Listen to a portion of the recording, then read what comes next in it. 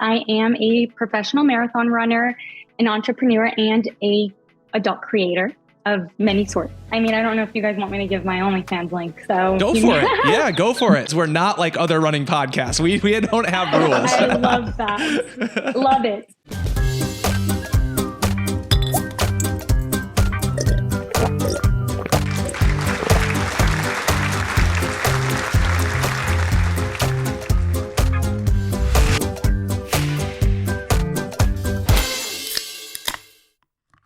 Well, I think we're in the podcast. Welcome, Ashlee, to the Beer Mile podcast. We're excited for this one. I think maybe it will be helpful. I'm curious how you would describe yourself or introduce yourself, because I don't want to miss anything that you would think is kind of a key part of who you are. So maybe, do you want to introduce yourself for the listeners? Yeah, so I'm Ashlee Powers. I am a professional marathon runner, an entrepreneur, and a adult creator of many sorts. So that's the best way to describe myself. Man, where should we dive in first? I think we got to hear a little bit about the running side of things to maybe kick things off. So you're an Olympic trials qualifier in the marathon. You've been a runner for most of your life. Maybe let's start with the present though. Like what is running in your life currently? Like you said, entrepreneur, there's other things you're doing as well. So is running still a key focus for you? You training with the focus of qualifying for the Olympic trials and racing the Olympic trials again? Like where are you at in your running journey? So running is the center of my life. So everything I do is to circle back to running. I'm fully self-supported. I love that. I love the freedom, which is why I love marathons. And I basically structure everything to circle back to my training and support it. So yes, marathon running is the centerpiece. I love running, and my whole life, my identity was trapped in running. And that's not something I always wanted to just be, because that's what everyone put on me. So I broke off into these various projects. I have a CBD company, which was inspired through my own injuries and recovering from that. Then I wanted a creative outlet, and I was interested in getting into content creation, but more of on the erotic and fun side. And yeah, so that's a big thing. Marathon running is my passion. I don't know what I'd do without it. And it's been the centerpiece of my life, the most stable thing in my life, despite setbacks that put me behind, I guess you could say, but I think everything happens at the right time. And it's taken a lot of maturity, development, mentally, physically, to get me where I am today. I love that. I think a lot of runners we talk to on this show, it's very common that, running becomes your identity. And then when you're hurt or whatever, basically your life is on pause as you sort that out. So it's awesome to hear that you've, I guess, kind of have, maybe discovered that. And then now you do have these other outlets where you put your time and energy so that you are more balanced and not solely a runner as your sole focus. Although you take it super seriously, you have other outlets as well. So that's awesome to hear. Yeah, it definitely is. And to be honest, every runner's posting running content. Exactly. How many times can you take a picture of you on the track and, say, oh, I hit whatever X split for my rep? I mean, it all gets to be the same after a while. Exactly. And I mean, warm-up drills, the tips, I leave that to those people who want that content. I find it not that exciting, but I love running. I just don't feel like really sharing that. Yeah, I feel like most of our listeners would probably agree with, I don't know, it just gets very repetitive. So I guess maybe to that point, how do you kind of keep it original with it's hard to call them, side projects or ventures, because I feel like they're very successful. So in other aspects of your professional career, how do you keep things original and more true to your own message, I would say? Yes. And that took a long time to get where I am, because I kept wanting to be the runner everyone wanted me to be. And it sucked. I'm sorry. It was pretty miserable. I trained with some runners, some, Olympians, and I felt trapped that I had to placate to them. And it wasn't true to me. So that was a really hard part because a lot of my following was runners. Mm-hmm. And there wasn't that support when I deviated from running. And I took the dive. I didn't want to post. I wasn't inspired. And I was like, I'm going to do what makes me happy, what's exciting for me, and take that risk.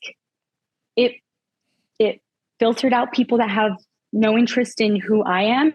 And it brought in a ton more people who really are interested in me. Exactly. So, Yeah. I mean, you have to show your true, unique self, and authentic self to get the true following, of the people that are right for you. So that makes total sense. Maybe that's a good time to just dive in kind of maybe where you see at least yourself in your own personal timeline, where you kind of diverge from, running in its purest, I'm going to post about warm-ups, etc., to kind of creating your own personal brand.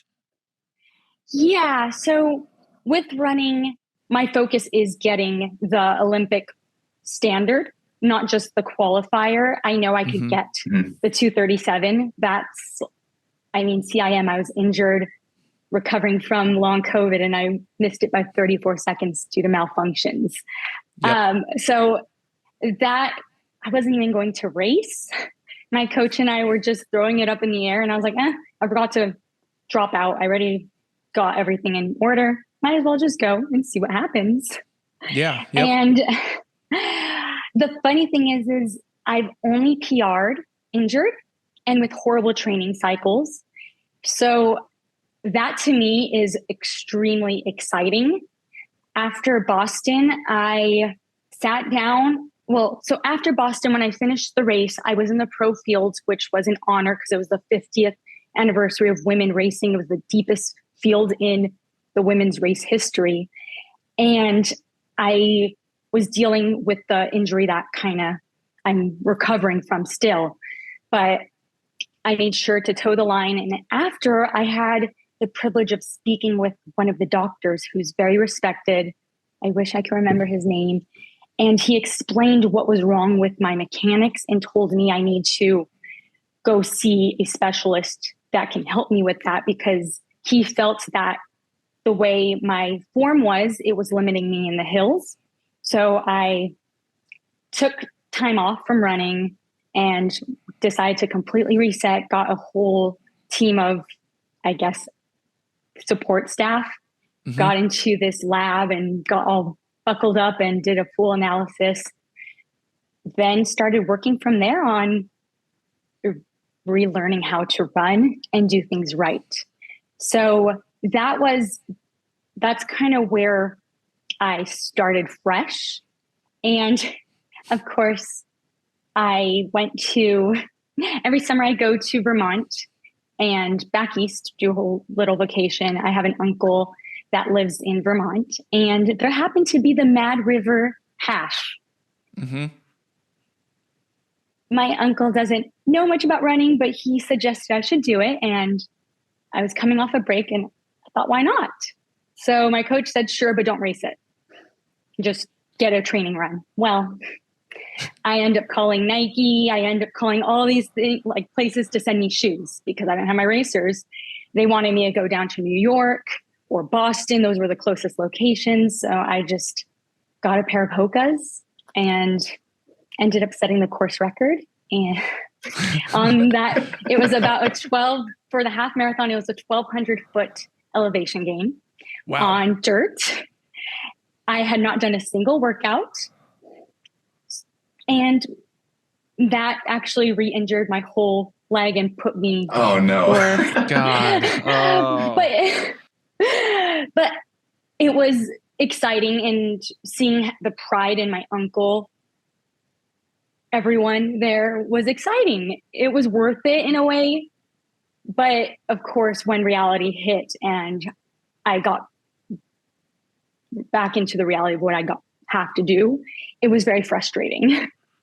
Yeah, man, that's brutal for sure. But at least like reignites the, the motivation and the sense of like, I'm meant to do this. I'm capable of doing this, all of that side of it too. So yes. I'm going into, I want to dive into, starting your company, CBD and all of that. Yeah, I think we listened to, Adam and I actually listened to a couple of the podcasts you did a couple of years ago to prep for this. And so it sounds like you really just started it as making a product for yourself that you wanted to use and then grew it from there. So I'm curious on the origin of it. Are you literally like in your kitchen throwing some ingredients together, like this tastes good, this doesn't taste good, and just going about it that way? Or like how did this actually go from like I'm creating something for myself to, oh, this is like a business now and I have to produce this thing? It's funny. It really was me trying to figure out how to get all my supplements in. As you probably heard me share in one of the podcasts, I had turned to CBD when I left the team at UCLA, which I had left about the last quarter. So I wanted to explore options of what can I do to get me back on track.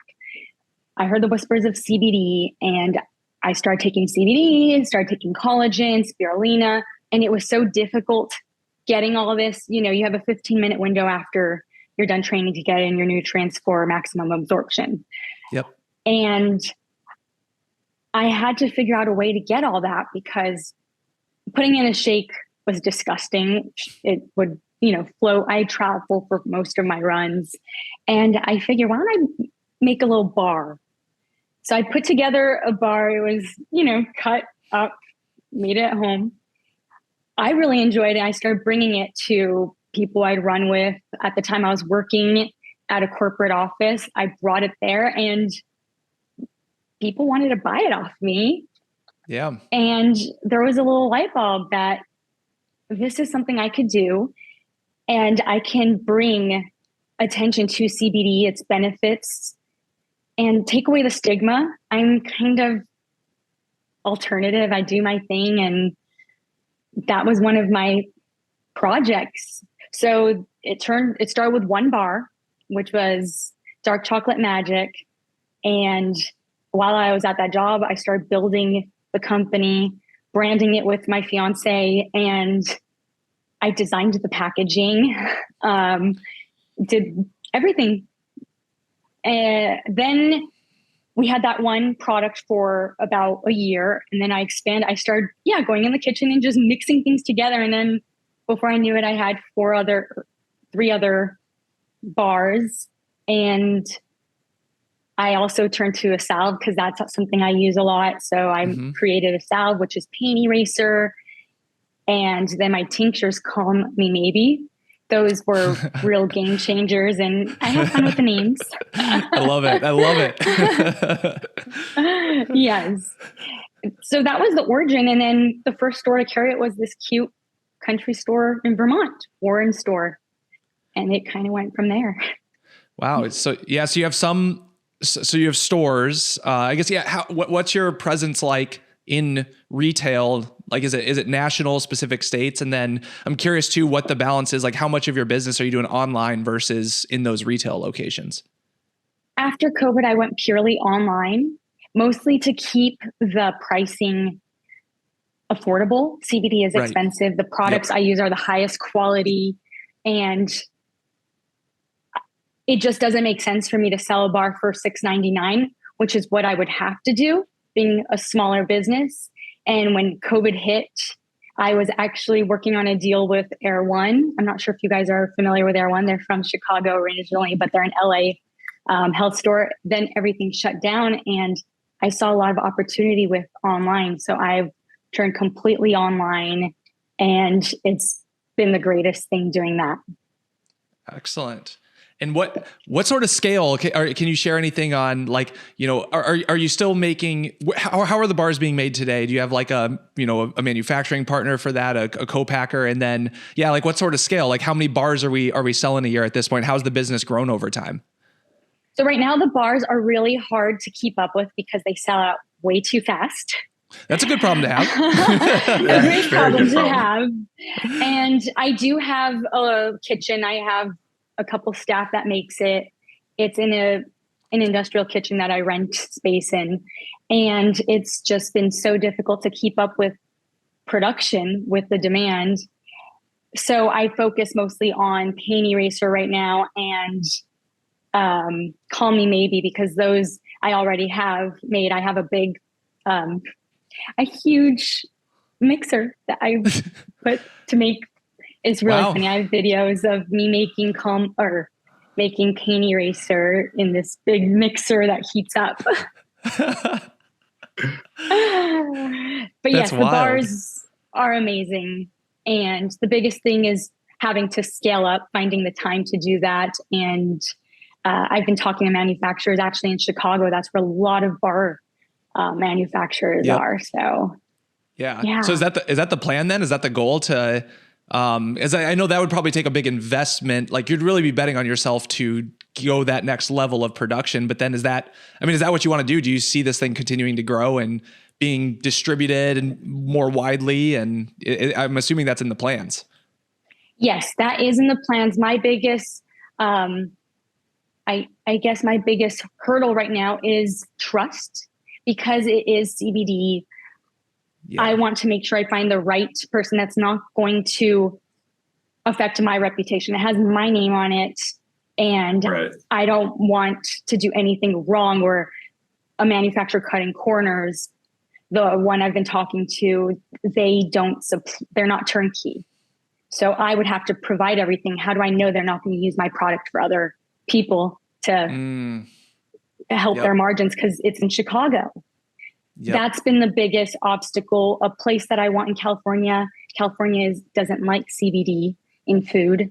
And there's this bar manufacturer here that I've been in talks with. I almost went the non-CBD route, but there's just no point. My non-CBD isn't what people want. Right. And so that's been the big obstacle, finding someone I can trust and maybe something that's closer where I can be there to make sure everything's going correctly.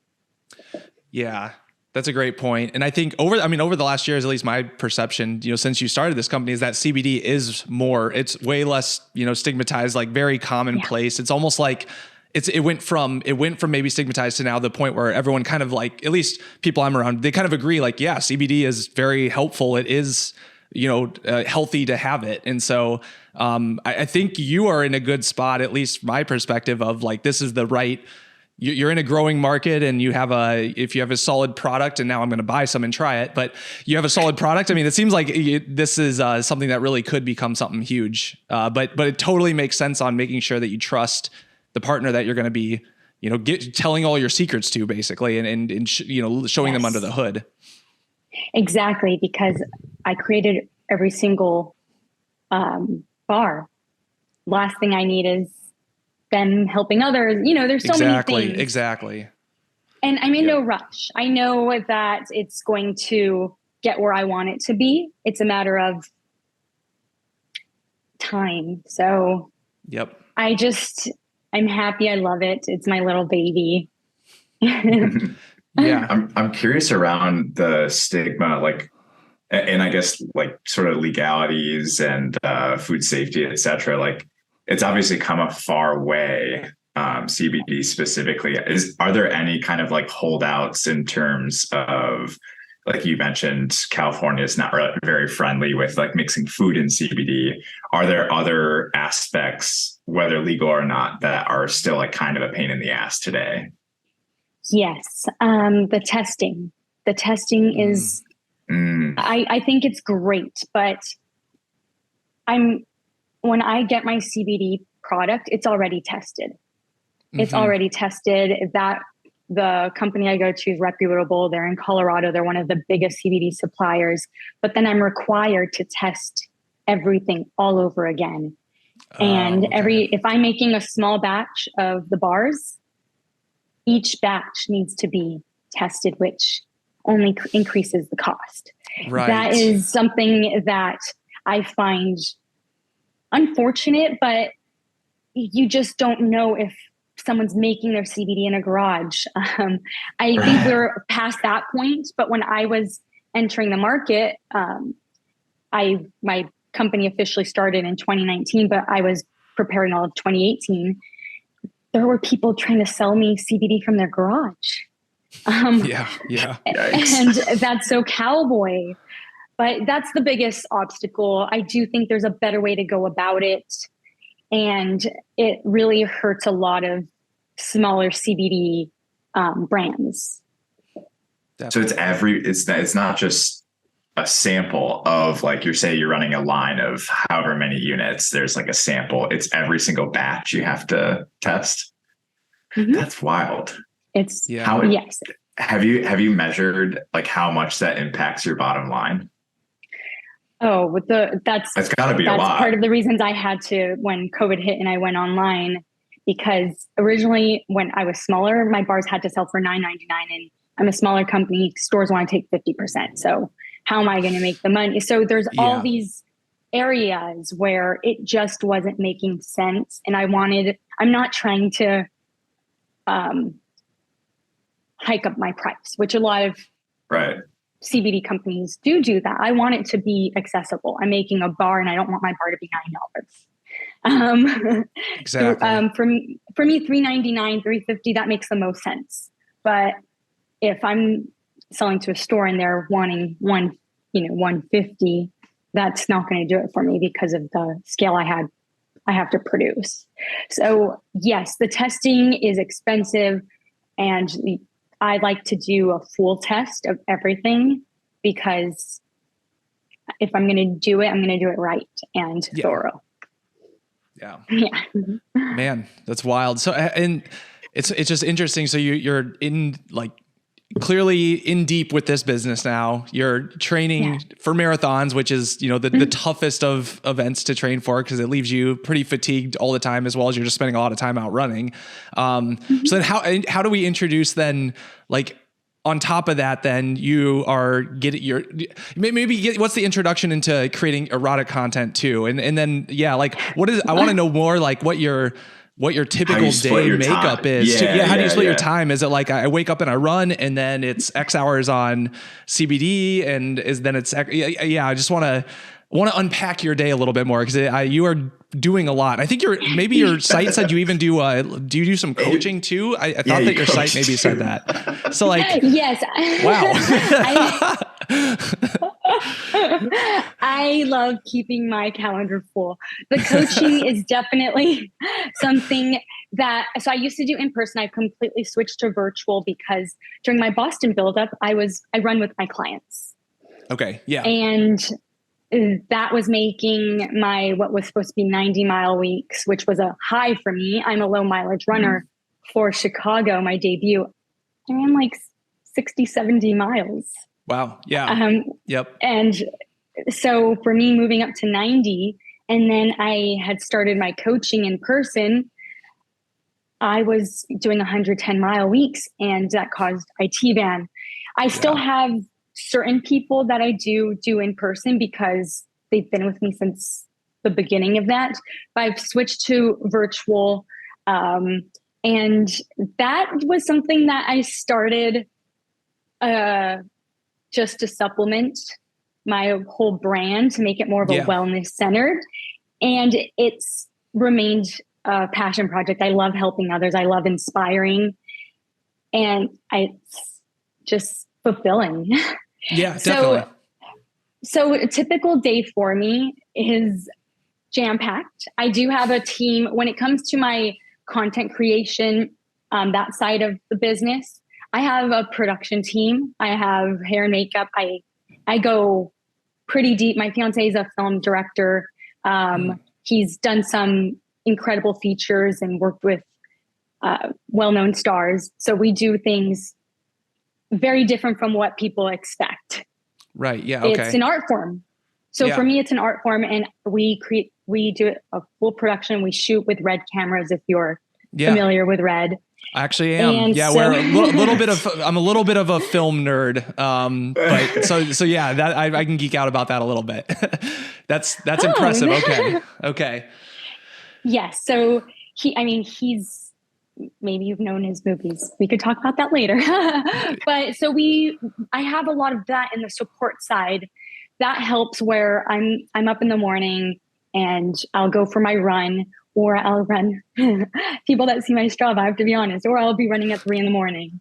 It really, I prefer the late night. I'll jump on my treadmill sometimes and run from 1 to 3 a.m. It feels That's wild. It is, and it's how I function. So I try my best to do it in the morning. Now that it's getting warmer, I'm feeling better about that. So I'll get my run in, and then if it's a CBD day, I'll do a few hours in the morning where I'm working and focusing on the business side of things. And then I make sure it's no more than 2 hours. That gives a lot of time for setup. I shoot content, specifically deep content, Mondays today, Wednesdays, Fridays. So those are the days where I have a crew setting things up while I'm doing that, and then getting me ready. Then we'll do shooting of various kinds. Maybe we'll try to get more than one project in for the day, one production. After that, I have a home gym. So I'll go into my gym and I'll do my cross training, which I'm getting back into, or lifting depending on the day. And I work 7 days a week. I count running as work. I do work from the minute I wake up till I'm trying to get better at sleeping, but sometimes it's 3 a.m. bedtime. What's the latest you've ever worked out? Finishing at 4. That was actually this weekend. Yeah. Wow. That's wild. That's wild. Yes, I'm getting better at the sleep. Jeez. Yeah. I mean, in a way, I guess you're working constantly. So like, obviously like huge level of dedication, kudos. But I think maybe what's helpful would be that it is on a bunch of different things. So you're not like getting so tired of doing the same thing, at least, you're getting to switch and have different creative outlets. So maybe that helps, I guess. At least that'd be my guess. Is that kind of how you see it? Of it's all a balance of you like to have a piece of each of those things be part of your day, versus if you were like all in on one thing, maybe that would be too much where you would get burned out on that one thing. Yes. And that was I realized that was a big problem my freshman year of college. I got a full scholarship to SMU, and I wasn't allowed to work. I wasn't allowed to do anything outside training, and that drove me batty. I begged if I could get a job, and it was very difficult for me to just do running in school all day. So when I left SMU and went to UCLA, they don't give that much money to distance runners. So I got, a decent amount, but I accepted financial aid, and you can't do both. So I had a job, and I was basically doing practice class right after class, going to my job, getting off my job sometimes at 11, getting home, trying to get in studying, going to bed. So I'm used to that. And I thrive in that environment. I was injured while at UCLA, so I wasn't doing so much of running. I was in the athletic training room, but that's where I feel the most fulfilled. Yeah. So when you're focusing on like one aspect, you mentioned shooting, you try to maybe do like multiple projects at once. Is there ever a time where it's like, I'm doing too many things in this given hour, or is it always just like, it keeps it fresh for you? Well, sometimes I'll fuse my training with my shooting. So, right. Sure. So that actually helps a lot if I'm doing like stretching. That's a big thing. TikTok Live is something I do regularly, and that's almost every evening. And I do my stretch and chats. That's something people look forward to. And I sit there, I'll talk about my training or life, and I'll do my stretching core. So I kind of fuse to make it all come together, because at the end of the day, all of this I have to support my running, because I like living life a certain way. And it's tough for running as a profession is super tough, because unless you really are like, winning US titles and making world's teams and stuff, there really isn't a ton of money in the sport unless you're the top tier. So most really good runners still have to supplement with something, with a side hustle, with a monotonous job, if that's, what allows you to keep your mental energy all for running, like whatever it is, that's very common. And so the fact that you found something for that, I mean, that's that you actually enjoy doing, that's your own thing that you own and get to be your own boss. I mean, that's huge. And just makes that much less pressure on the running, so that you can truly do it as an enjoyment piece of your life, instead of I have to do well in this race, otherwise like I will be broke. Basically, it's a little bit different stakes on it. Exactly. And I have talked with sponsors in the past. It just didn't make sense to me to sell my freedom for what they're willing to buy it for. It just didn't make sense to me. There's brands that I have relationships with that will send me product if I ask them to, like Puma for Boston. They had sent me the Faster before they had released it. I was supposed to race in the Faster. I love them. They are amazing. I did a TikTok comparing them to the Alpha Flies, but they would make my feet numb. And if I were with Puma, I would have had to run in those. Right. And I had the freedom to say, I thank you so much. These shoes are amazing. I even made, without them asking, I made a whole comparison. But this race means too much to me. And if these make my feet numb, I think it's unique to me. That happens with a lot of shoes, but I went with my Alpha Flies last minute. They were very accommodating at Boston because I let her know I can't decide what I'm going to use, because we had to turn in a form. And so I went with the Nikes, and that is something I value, having that freedom to say, I love this brand. This brand is amazing, but I like this for me. Yep. And that was a big thing when talking with sponsors, where you have to run things through them. They have control over everything. And a lot of people will just sign so they could say they're pro. Okay, you get gear and you're pro. I don't need that. So Exactly.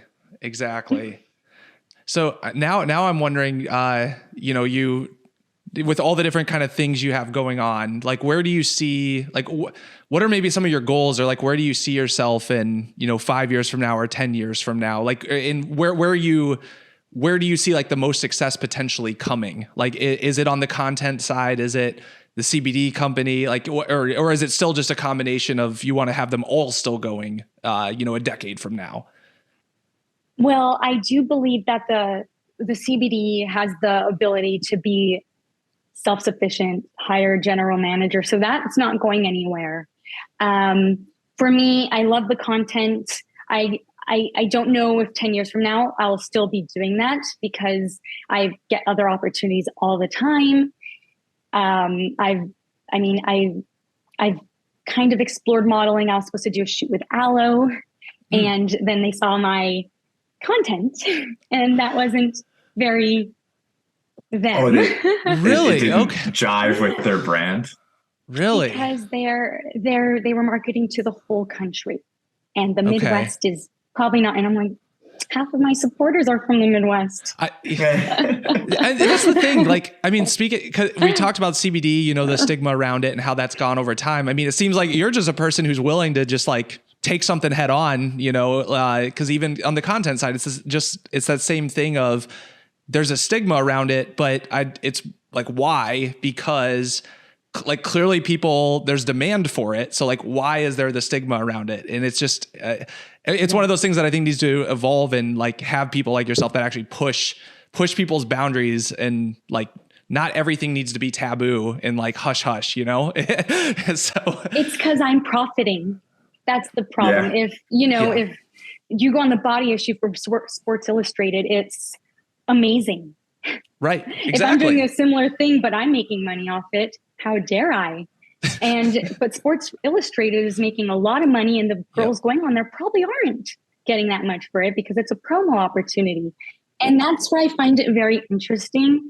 And that's why I don't shy away from it, because it's okay for a female athlete to be profited off.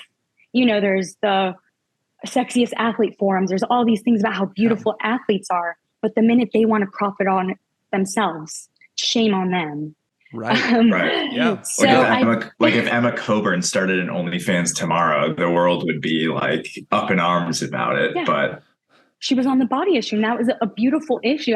That's the only one I ever saw, and it was amazing seeing her on there. So that's why I find it really funny, because it's an art form for me. Yes, there's adult creators that are doing what they love to do, what they express themselves with, and I'm doing something that is on a scale where I'm recreating Eyes Wide Shut. If you guys are familiar with that movie, I do a lot of things like that, and I picked up acting. It's fun. But when we go back to where I see myself in 5 or 10 years, I do believe I have the talent to get me to where I want with running.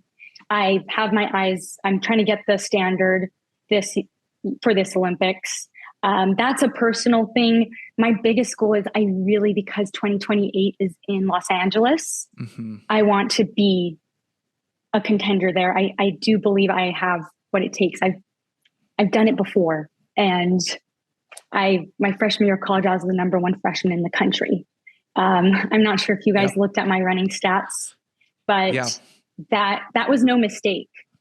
I know what it takes. I've done the work. It's about me committing, and I'm at that point where I'm able to. I've created a path for myself.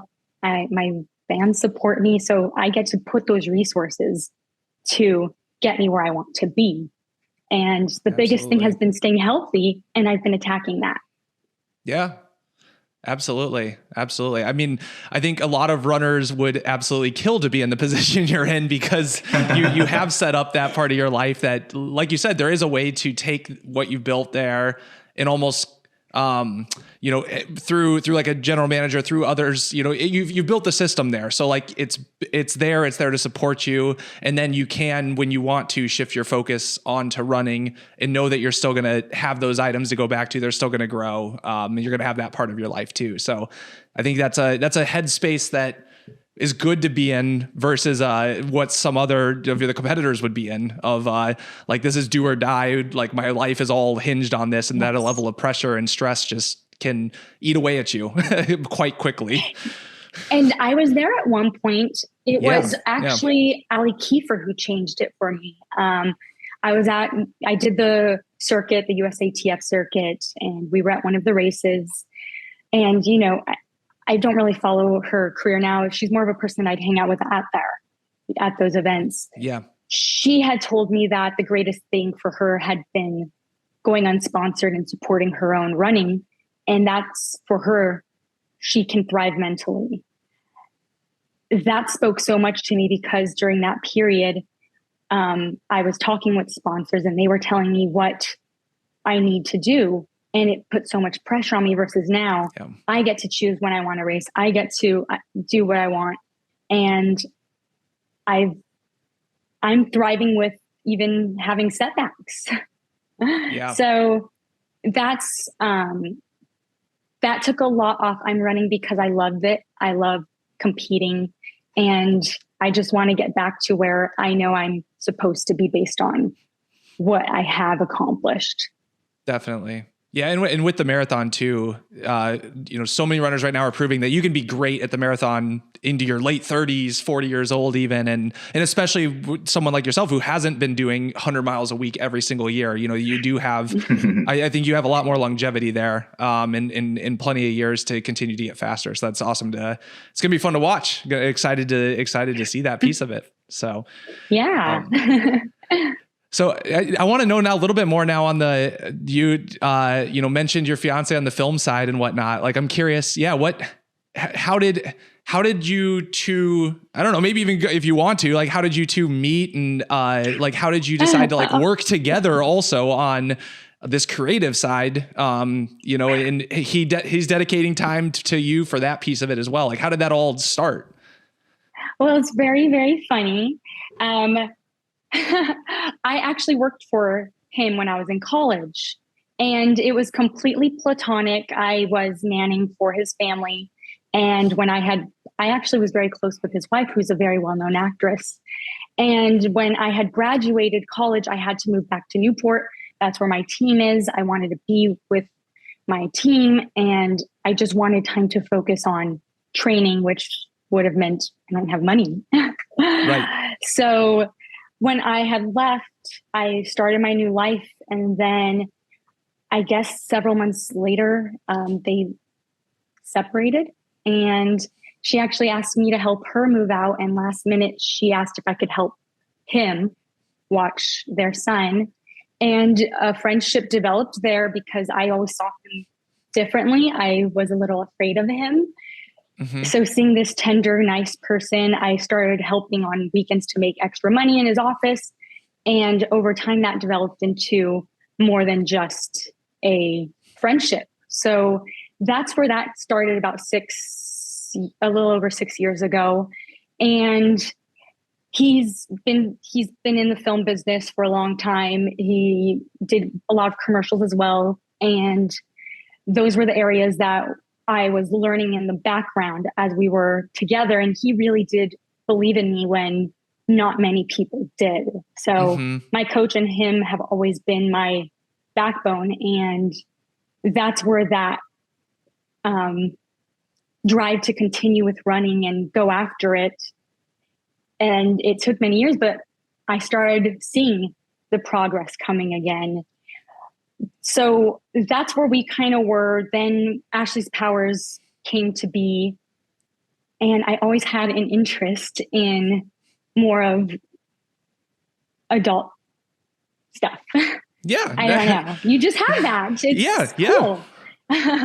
And especially when COVID hit and I heard about OnlyFans, that was when I first heard about it. I was blown away. I would watch, I think there was like a Netflix on it, and I would just stretch after my runs and take it all in. It seemed like this amazing world.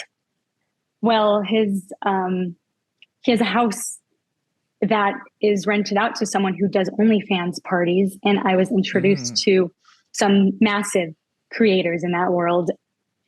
And it put this bug in me where I started kind of putting the seed where this is something I think I really want to do. It seems like a great creative outlet. I've never acted, but I think it would be fun. And it just kind of fell into place where he was we were working on other projects film-wise. He was in production of a documentary and another movie.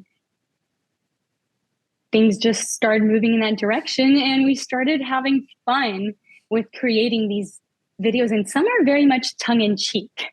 So, so it's great. We'll laugh because people will think that there's something more dark or crass happening. And it's like, no, that's my teddy bear with a wig. So it's very funny, but I think it's great that people have these other ideas of what's going on. And I'm like, great. I mean, if you watch that video, you won't know that it's a teddy bear then. But that's kind of where it went. And it started out very, I guess we didn't know what we were doing. And then we turned into this full-blown production with a whole crew and everything. I do think it's groundbreaking. It's very different from what other creators do. My fans are always going on about that. So I take a lot of pride in that. But that's kind of where we went from me working for him to where we are today. Got it. That's like a perfect example of just like, serendipity, just one, leaving almost like just being open to exploring, and trying new things and exploring whatever is like put in front of you, and kind of letting serendipity guide the way. And like now you're doing something that you didn't even know like the world, a little bit of right place, right time, but like you didn't even know that world existed. And now it's like, oh, this is something that's so fulfilling and that I enjoy doing and making a living off of too. It's wild to hear how people get to where they are, And, I guess the best thing is what people's minds believe, controversy. So it's great when I'm like, oh yeah, I worked for my fiancé when I was in college and people are like, of course. I'm like, sure, believe what you want, but it's actually the other side. And I love that because it creates a buzz. So it's like, oh, if people think that something's going, it's still erotic. I'm still doing things that no athlete, because there's another athlete on track athlete on OnlyFans. And I'm not sure what really she does. I've heard, but I push the envelope, but for me, it's beautiful. It's art. Anything that does not seem artistic, there's no point to me. So that's been a big part of that. And you get the occasional, very rarely angry person who wanted something. And I'm like, guess what? There's a million others. Bye. You'll be back. And they do. They come back. So is that where you're... Oh, go ahead, Adam. Go ahead.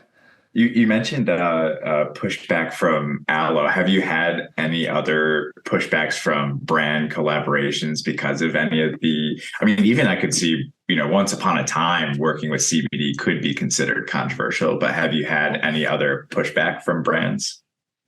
I actually have a few that have been reaching out to me, which is surprising. And then I have a business relationship with a photographer who just said, hey, next time I have a project, just take your link down. I'm like, okay.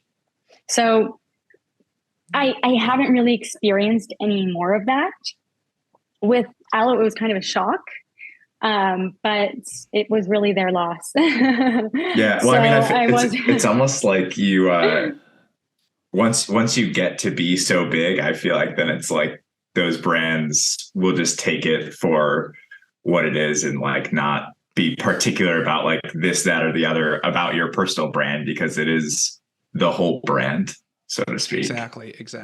Exactly. And there's, I love Paige Spiranak. Is that how you say her name? Paige Renee. She's the goth lady.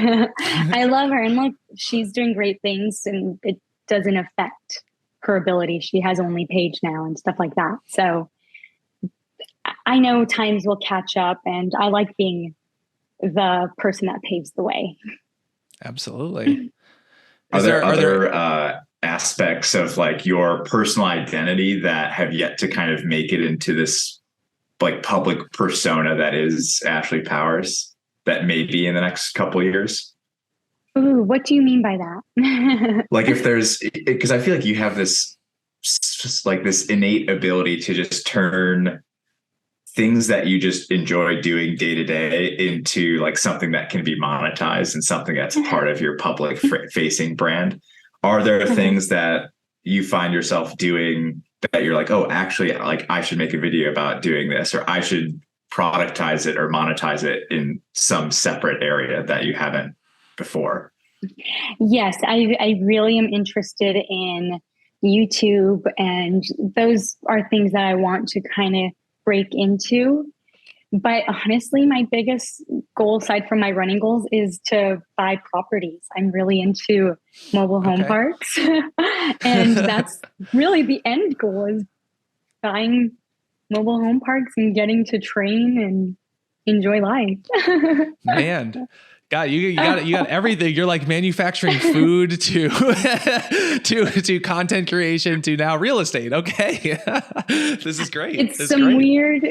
I think it's because where I come from nothing. And it was my mom moving us to Newport Beach into a mobile home park that put me where I am today. And she's not very supportive about things. But that was something that defined my life. So for me, I think there's meaning behind buying up mobile home parks because that's where I kind of, in Newport Beach, it was like on the ocean front basically. So it's not horrible, but it still was, you're not the richest person in Newport Beach. You're far from it. And Right. everyone's very, very wealthy there. So, Yeah. it'll be great to go full circle. But I guess I always am looking for an opportunity to, they say if you do what you love, you never work a day in your life. And it really does feel that way. Yeah, for sure. I mean, there's absolute need for that, and that's not something that everyone else is doing. And I think that's a big part of it too. If you're always doing something that's unique, that if you're not just following the herd, if you're doing something that's unique and you actually enjoy doing it, I mean, you're probably going to win at doing it because you'll commit the time and energy that you need to succeed. So that's it makes total sense as you say it. But yeah, when you like start at the beginning and you're like, okay, you 5 years from now, you're going to be doing this, this, and this, and this. You're like, whoa, what's the path to get there? But then when you go back in like 2020 vision, look back at how you got there, like, oh, that actually, okay, that checks out. That makes a lot of sense actually. Exactly. And my thing is, if it's not supporting my training, it's not something I want to be doing. So as soon as something gets in the way, and that I will say while I was in pain with running the chunk of last year, when going out for a run doesn't feel good, I found myself not wanting to go out there. And I had to take a step back and say, what am I doing this for? What's the main goal? If you get caught up in the creation side, it's so exciting. And I took a step back and put my priorities out, went from there, and anything that gets in the way of my training is something that has to be eliminated. Mm-hmm. Yep. Yeah. Looking back, one thing I wanted to ask about, and it kind of ties into that, looking back at some of your like latest Instagram posts, it seems like you travel at least a decent amount. Is that like mostly for the content side? And it's funny because you were in Vegas somewhat recently, actually at the same time as Adam had his bachelor party in Vegas. And I think we might have even been there at the same days, which is funny. But like when you're traveling, in the training side of it, running, and running in different places, like not many people would think of, LA or like Vegas, like these are all like not great places for running, or what most people would think. So yeah, like when you're traveling, how are you still making sure that you're getting the training that you need, in these like new environments that maybe aren't set up perfectly for training? Yes. So with Vegas, that's a lot of the time, that's my right before I hunker down and get serious in training. I go to Vegas. I was going to the Cosmo, but I got banned for life. We won't go into that. It's nothing bad. You would think it was something bad. I was shooting content, doing a walk through the casino, and there were, you put up with catcalling. I'm wearing a beautiful outfit. It was, white, a pink top and a long skirt that's open, very long to the ground. But these guys decided to heckle and not stop. Security approached us for recording. And I said, okay, well, what about those guys? And they didn't care. So as I was walking back, I was really nervous because those guys, they went to the other side and continued. So I turned to the security. I said, are you going to do anything? And they just looked at me like, So I went to the front office and I asked to put a complaint, and they decided to ban me as a result. What? What the fuck? What? Those guys must have blown like 50K at a blackjack table, and they're like, well, like we got to keep those degens here. Yeah. Exactly. Well, it was 3 a.m. So I'm shooting because it's empty. 3 a.m. Right. Those guys are gone. And the big thing was because I wouldn't let my fiance turn the camera off, but it was on me. So the security had a power trip. And the minute he started reading the trespassing, which I was staying there, and we were actually invited by MGM, which owns them. Yeah. That became a power trip thing. And then he had to finish because it's all about power there. Yeah. So it became this huge issue. And I went to the front to complain and ask to check out. So it was like, wait, I want to check out. But you're trespassing. You're like, what the fuck? Yeah. Yeah. And now they're trying to clean up. MGM has been talking with my fiance, but they're trying to keep me from posting all the stuff that I filmed of that. Okay. So, but yeah, so normally I go to Vegas right before training. We went because with content creation, it does make more sense to change up the scene, to change things up. And especially if I'm going to have a specific storyline, which the funny thing is that one we were kind of angling towards like the escort. And I guess it was accomplished because people thought that that's where I was. And I think they were shocked to find out that that's my fiance and you guys really are. So mission accomplished in that regard. Definitely. But that was the motivation to there. Like, I don't drink in the middle of my training. So it wasn't like a usual Vegas trip, which I mean, my partying days those were left in college anyways. But travel is, it's a great opportunity to change things up. As I said, I go to Vermont every summer, then I'll go to Martha's Vineyard or Boston, New York. And I find ways to make it work. This time around, when I was in Vegas, I did have to train. I go on their treadmill. I don't like running outside. I've been invited by people on the team, but my time is so tight that going to the gym and back is what I do. So I always make sure I'm planning something, and the focus is always around my training, where I'll have, if it's somewhere I'm not comfortable with, my fiance will hop on a bike and he'll just make an opportunity to shoot content. So. Got it. That makes sense. I think a good, maybe a kind of closing question from me, and maybe Adam, you should think of one too. We've asked a few people this, but I always like hearing the answers. So if you could have a sponsorship or partnership with any brand out there, what would that brand be? And we're not talking just running, we're talking like just who would be backing you just in your personal brand, in general. It could be whatever, Ferrari, or, who's your dream partnership where you would just say like, yes, I would definitely do that. Burberry. If it had to be running, that was going to be tough because I'd be stuck between Nike and Puma, though Nike might be more the smart marketing angle because they like the bandit. But I'll hold out for Burberry. Because, there we go. Alicia, is that her name? Alicia, she's with Boss. I'll be Burberry. Perfect. Need a Burberry like racing kit for marathon trials. Yeah. Yes, that would be amazing. I'll have to get my team to reach out to them.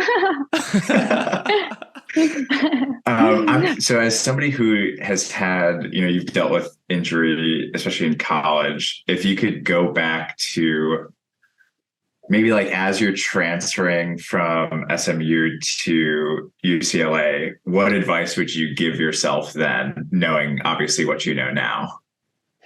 I would have given myself, if I had already transferred, because if I could go back, I would have just stuck out maybe another year at SMU, though I had some things that took me away from there that was very negative. If I'm already at UCLA, I would have told myself to not just give in after I was able to run. The doctors, which SMU did not have, would do random tests on my shins. So, and that hurts when you have shin pain and they press on it. So I'd flinch. I would try to hide it. I finally, it was self-defeating. So I just was like, well, they're not going to approve me. So might as well just hang out with all the other athletes. And that athlete life is amazing in terms of the nightlife. Yeah. So I would have told myself to just hang in there, because I do think that had I just worked with them, maybe, figured out on my own, like I ended up doing, I would have gotten back to healthy. Honestly, if I just had my coach me, because that coaching was horrible there. I think had I just done that and not gone out and partying, and I would have given myself the advice of just keep your head down, do the work. And that's probably the best. But I don't regret it. I enjoyed my college still.